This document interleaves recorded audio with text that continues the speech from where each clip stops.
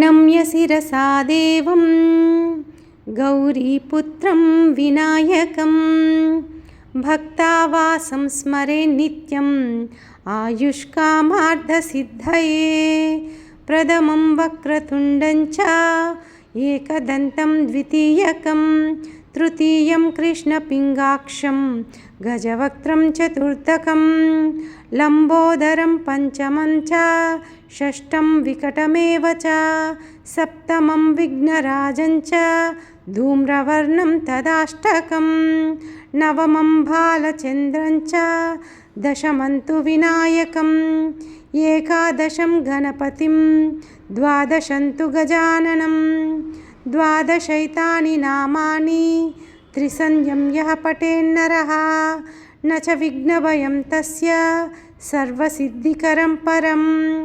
विद्यार्थी लभते विद्यां धनार्थी लभते धनं पुत्रार्थी लभते पुत्र मोक्षार्थी लभते गतिं जपेत् गणपतिस्तोत्रं षड्भिर्मासैः फलं लभेत् संवत्सरेण सिद्धिं च लभते नात्र संशयः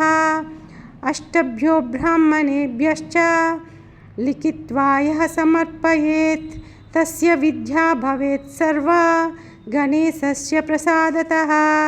इति श्रीनारदपुराणे संकष्टनाशनं नाम गणेशस्तोत्रम्।